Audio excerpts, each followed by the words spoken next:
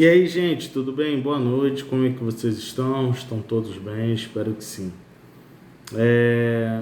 Hoje eu queria iniciar uma série de mensagens, na verdade reflexões, né?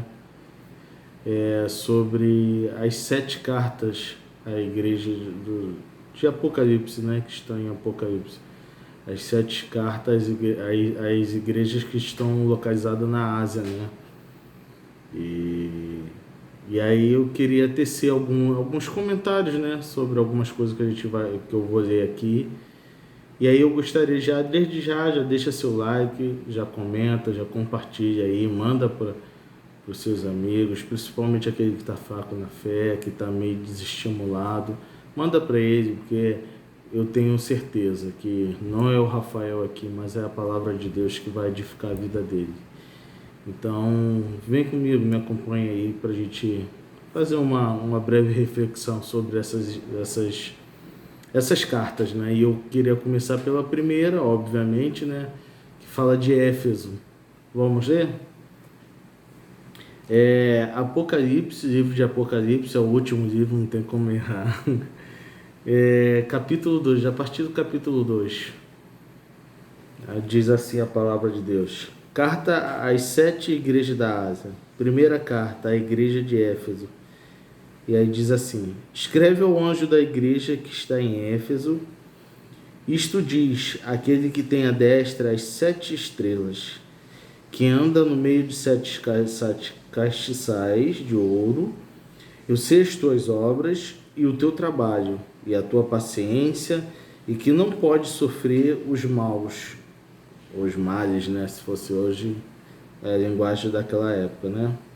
E puseste à prova os que dizem ser apóstolo e não o são, e tu achaste mentirosos.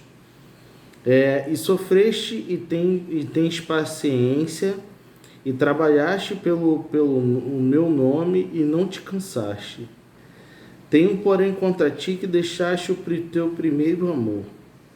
Lembra-te, pois, de onde caíste e arrependa-te, e pratica as primeiras obras. Quando não, brevemente a te virei e tirarei do teu lugar o teu castiçal, se não te arrependeres. Tens, porém, isto, que aborrece as obras dos nicolaítas, os quais também aborreço. Quem tem ouvidos, ouça o que o Espírito diz às igrejas. Ao que vencer, darei de comer do fruto da árvore da vida que está no meio do paraíso de Deus. Falando um pouco fazer uma breve introdução. O livro de Apocalipse foi escrito por João, o apóstolo que a gente chama de o apóstolo do amor, né, que era o mais íntimo de Jesus, e o amor sempre vence, né? E foi o último apóstolo a morrer, a conhecer a morte, né, física, digamos assim. Ele estava no período de Domiciano, que na época ele estava perseguindo cristãos, né? E João ficou exilado na ilha de Patmos. E ali ele recebeu uma visão do céu, a revelação, né, do livro de Apocalipse, e o Senhor começa a orientar e escrever, a ele registrar nessas visões que ele estava tendo. Então a gente já conhece um pouco do que aconteceu nesse processo. E a palavra Apocalipse, ela tem um duplo propósito ali. A trazer as revelações apocalípticas, ou seja, consequências, como dizer, fugiu a palavra agora, eventos futuros que aconteceriam acerca do reino de Deus. E a palavra Apocalipse, ela vem na raiz de revelação. E essa palavra revelação, ela tinha essa dupla ação: revelar para os santos, ou seja, os servos de Deus, e velar para aqueles que não conheciam a palavra. Como assim, Rafael? Explica melhor. Quando foi dito e João começou a registrar essa palavra, para os romanos, não fazia muito sentido aquilo. Isso aí é maluquice, esse cara tá ficando velho gagá, tá meio doido. Ou seja, tá sendo velado, ou seja, escondido, de pôr um véu, de pôr um obstáculo com o intuito de não revelar, de não mostrar. E revelar era para os seus servos. A primeira coisa que a gente aprende, o evangelho, para aquele, como diz Paulo, né, é loucura para os que perecem. Ou seja, quem não tem o Espírito de Deus vai falar que é doideira, que é maluquice, mas para nós é o poder de Deus. É a vontade soberana de Deus sendo revelada para nós acerca do que aconteceria. Outra coisa também interessante, como um judeu, ele não fugiu das suas raízes. Ele usou a literatura judaica, que era conhecida como apocalíptica. Era um tipo de literatura judaica que usa figuras para trazer um juízo e para trazer esperança também. A gente tinha essa característica. Então, o livro de Apocalipse ele vem trazendo todo esse estilo literário chamado apocalíptico. Agora, trazendo um pouco sobre Éfeso. Éfeso aqui foi uma igreja extremamente preparada, balizada na palavra de Deus, tanto que a única observação aqui de Cristo foi a perda da sua essência, do seu amor, que era característico. Mas ela olhando assim de uma forma ampla, digamos que Éfeso deu muito trabalho a galerinha da heresia, né, digamos assim. O que aconteceu? Trazer um pouquinho o pano de fundo. Éfeso, a igreja de Éfeso estava situada numa grande cidade que cultuava a deusa Diana, que era a deusa da fertilidade, e havia cultos muito regados a vinhos e promiscuidades e tudo mais. E o que estava acontecendo? Havia também, como sempre houve, não só de fora, mas até dentro, gente que estava dentro do arraial da igreja que estava em Efésio, a igreja do Efésio, melhor dizendo, que estava trazendo um evangelho corrompido, umas novas, aspas, né, doutrinas que não correspondiam ao evangelho. E Paulo, preocupado com isso, a gente pode ver isso lá em Atos 20, vamos abrir aqui rapidinho Atos 20, olha a preocupação de Paulo. E ele estava seguindo a missão dele, né? E ele muito preocupado, porque como homem de Deus, um homem experimentado, ele estava percebendo esse movimento, essa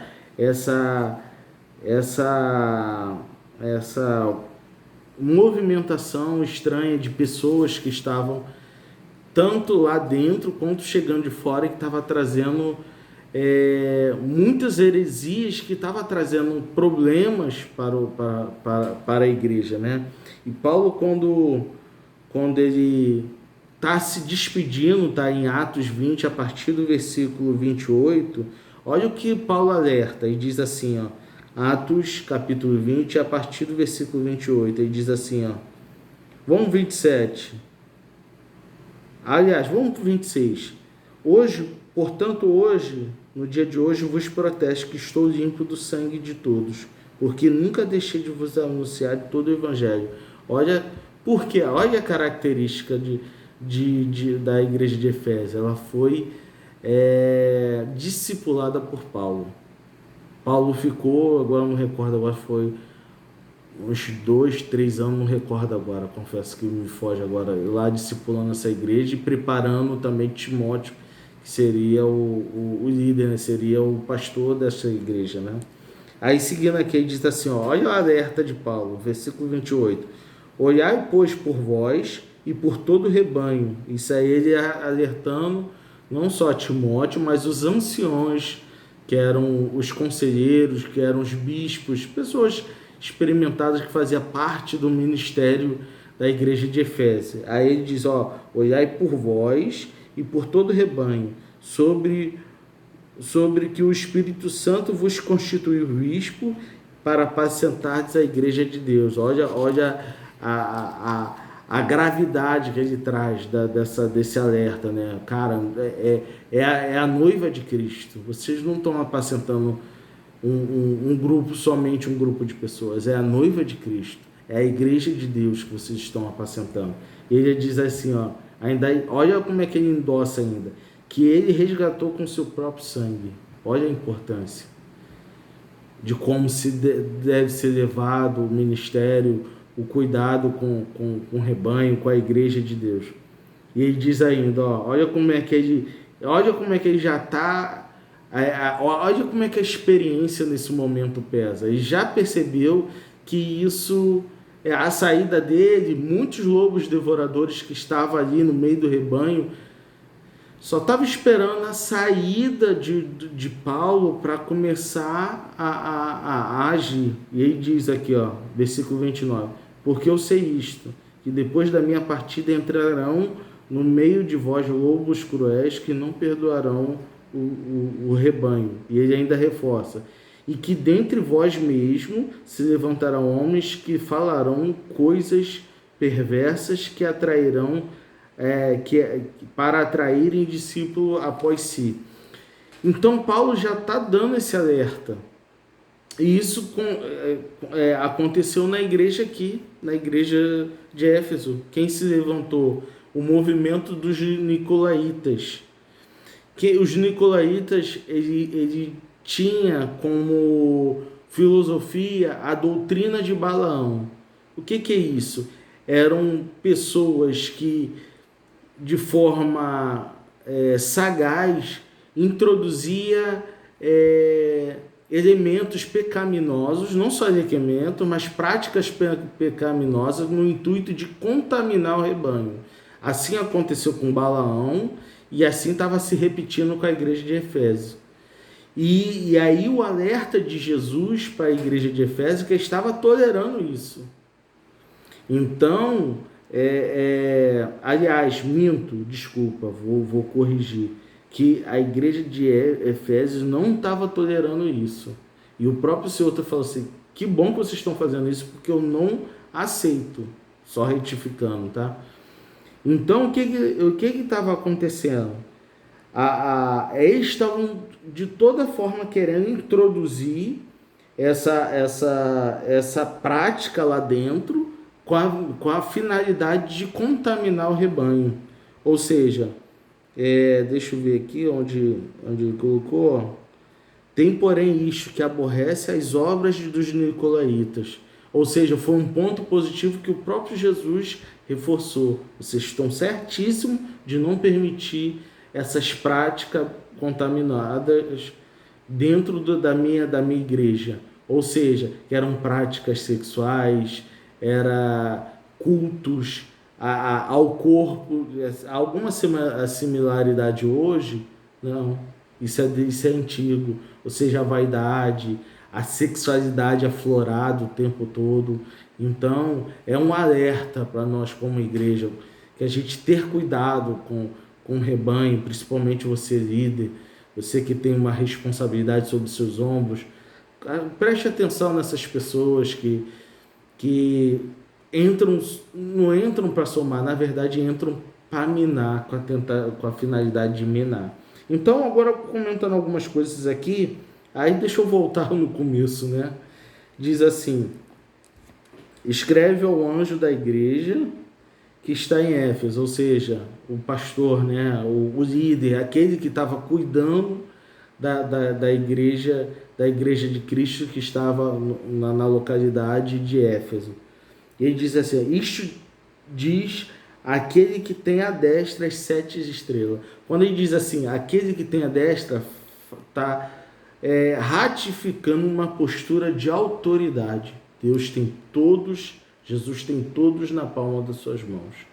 Todos aqueles líderes que estão à frente da igreja estão submetidos, ou pelo menos deveria, submetido à autoridade do nosso Senhor Jesus Cristo. Então, quando Jesus fala assim, aquele que tem as 7 estrelas, ou seja, que tem os 7 pastores, as 7 igrejas, né? Os 7 líderes que estavam à frente dessas 7 igrejas, na mão dele, estava sob o domínio, sob a sua autoridade, estava sujeito às ordenanças do próprio Cristo. E aí quando ele diz assim ainda, vai ficar grande esse vídeo, gente, mas tá gostoso essa palavra, tá gostoso essa reflexão, né? E ele diz assim, ó, e que anda no meio dos 7 castiçais de ouro. 7 castiçais aí traz a representação, lembra do que eu falei da literatura apocalíptica, ou seja, que traz essas figuras de linguagem. Então, essa ideia de trazer uma mensagem, um alerta, uma mensagem de esperança, um juízo. Então, quando ele fala aqui de 7 castiçais, está se referindo às 7 igrejas que estavam na Ásia e que ali foi gerado os livros de Apocalipse. E aí ele reforça, né? Conheça as tuas obras. Jesus conhece tudo. Tudo está sujeito à soberania, à onisciência do nosso Jesus Cristo. Aleluia. Nada passa dos seus olhos. Talvez você está se sentindo aí deixado de lado. Você pensa, né? Pensa que está passando batido no sentido de que ninguém olha para mim, ninguém percebe a minha vida. Tenha certeza, o nosso sumo pastor, que é Jesus Cristo, ele a todo momento ele te contempla. A todo momento os olhos dele como chama de fogo, como diz aqui no livro de Apocalipse, ele contempla as suas necessidades, as suas carências, as suas falhas. Por isso, clame, invoque a santa presença dele na sua vida. E ele te responderá, e ele te ensinará os seus retos caminhos. Aleluia, meu Deus do céu, estou sentindo a presença de Deus de uma forma tremenda. E diz aqui ainda, e que não pode sofrer maus, né? Está aqui na minha versão, está como maus, né? Ou seja, aqueles que estão abalizados. A gente está vivendo uma época de muita superficialidade que está introduzindo, infelizmente está sendo introduzido nos nossos cultos, muitas mensagens positivistas, triunfalistas, mas que na verdade não dá solidez para a igreja. Então, olha a diferença, era uma igreja abalizada, era uma igreja que conhecia a palavra de Deus, era uma igreja que conhecia o seu Deus. E como qualquer fase, como qualquer ser humano tem as suas fases. E aí diz aqui ainda, ele pôs à prova, ou seja, sabe aquele alerta de Paulo lá em Atos 20? Está acontecendo aqui. Falsos apóstolos, homens que diziam que tinham, apóstolos dizem, aqueles que tiveram uma experiência, que foram vocacionados por Deus, que foram chamados por Cristo e que andaram com Cristo, se diziam, né, andar com Cristo, e na verdade foram desmascarados. Olha como é que a palavra, a necessidade de você estar abalizado na palavra, olha como é que faz a diferença. Você não é ludibriado por qualquer coisa, você não é levado por ventos de doutrina. Toma cuidado, meu irmão. Busca a palavra de Deus. Essa palavra ela sempre foi importante, porque ela é um manual de vida. Aqui contém a vontade de Deus. Aqui está a orientação para uma vida bem-sucedida e uma vida segundo a vontade dele. Então, se alimente disso, coma essa palavra, porque ela vai te dar solidez na fé. E aqui está dizendo ainda, seguindo adiante, diz assim: tenho porém contra ti que deixaste o primeiro amor. A igreja de Éfeso, para você ter uma ideia, era uma igreja tão cativante, tão cheia nos seus primeiros passos. Assim que ela nasceu, assim que ela foi gerada, ela era tão abundante em amor que Paulo, quando está escrevendo a sua carta, faz questão de mencionar isso. Vamos ver isso? Está lá lá em Efésios, primeiro não. Está lá na carta aos Efésios, capítulo 1, versículo 15. Olha o que diz, ó. Ele vem dizendo, né, mencionando algumas coisas. Pelo que ouvindo eu também a fé, que entre vós há no Senhor Jesus Cristo e a vossa caridade ou amor para com todos os santos. Era uma igreja que acolhia. Era uma igreja que entusiasmava. Era uma igreja que aconchegava. Todos aqueles, sem medo de errar, a característica de uma igreja amorosa, ela cativa.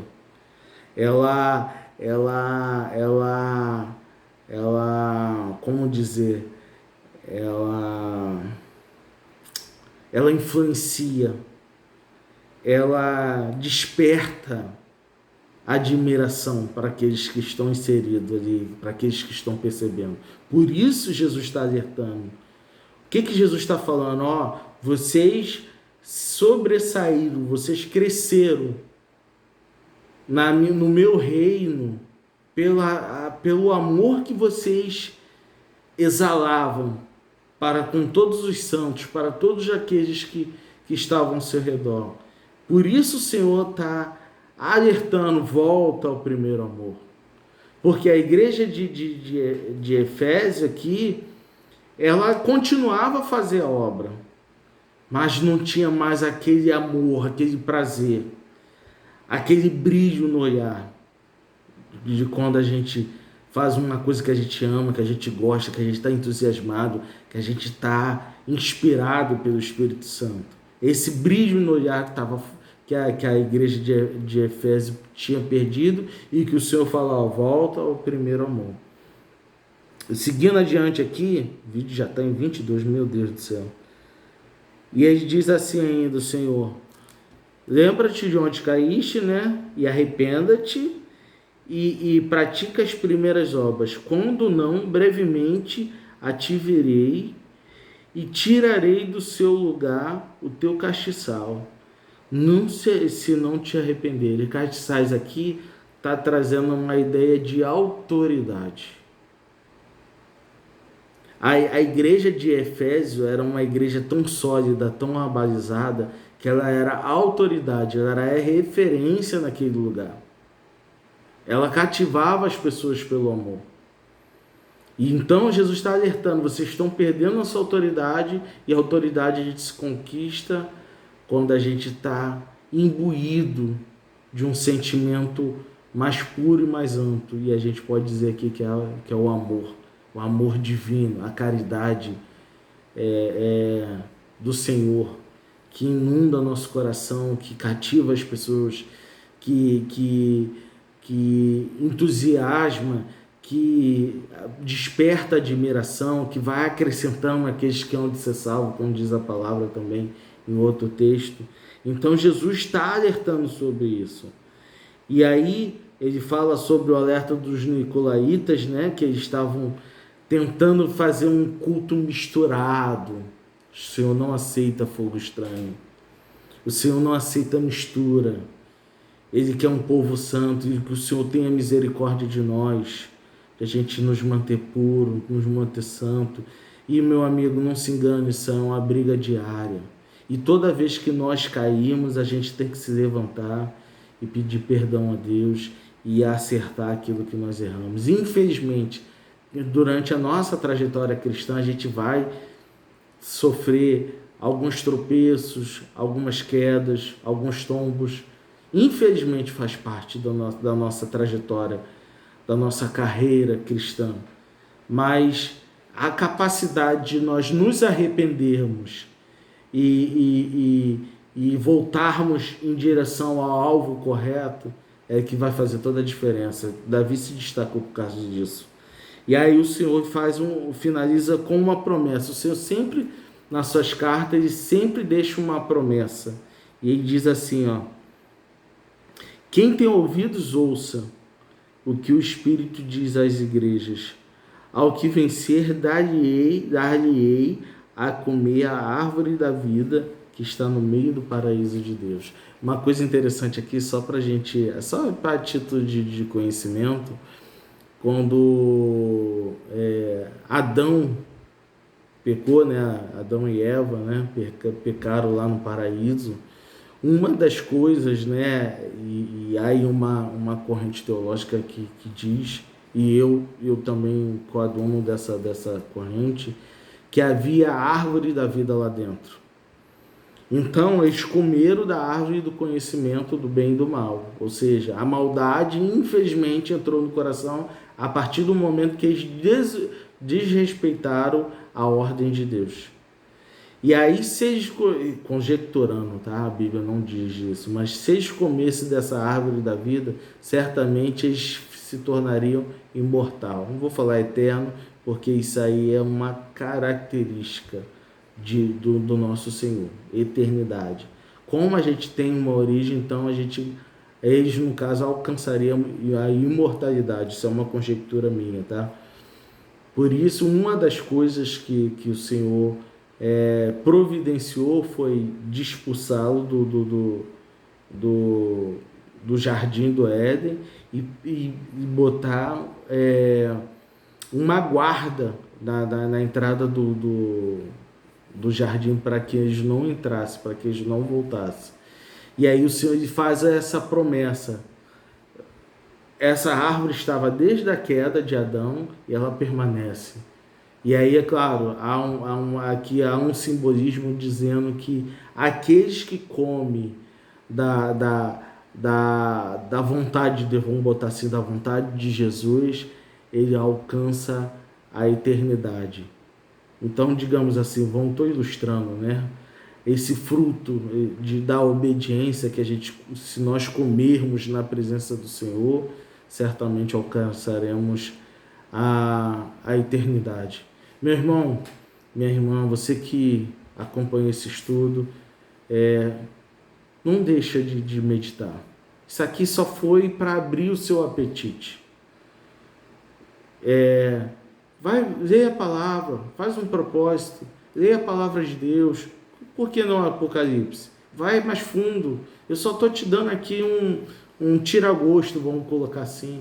Só estou aguçando a sua curiosidade, como eu falei aqui, despertando o seu apetite. Vai mais fundo. É tempo de buscar a Deus.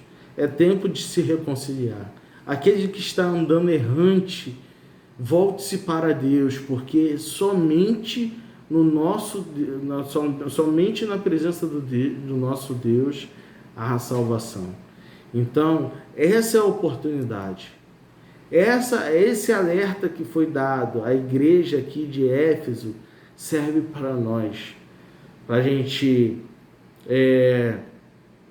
ter esse cuidado de a gente não perder a nossa essência durante a caminhada, de a gente não deixar que a mistura com a podridão desse mundo faça parte do nosso culto a Deus, e a gente deve sempre aborrecer isso, nunca aceitar um culto misturado, porque Deus não recebe. E consequentemente, se nós nos mantivermos fiéis, certamente comeremos dessa árvore, desse fruto da vida, né? Que está no paraíso do nosso Senhor. Ou seja, só uma parábola, uma figura de linguagem para a salvação eterna. Que o Senhor te abençoe, que o Senhor te guarde, que o Senhor te conceda uma boa semana e que Ele coloque uma vontade insaciável, uma vontade intensa de ler a palavra de Deus, tá bom? Deus te abençoe, meu amigo. Deus te abençoe, minha amiga.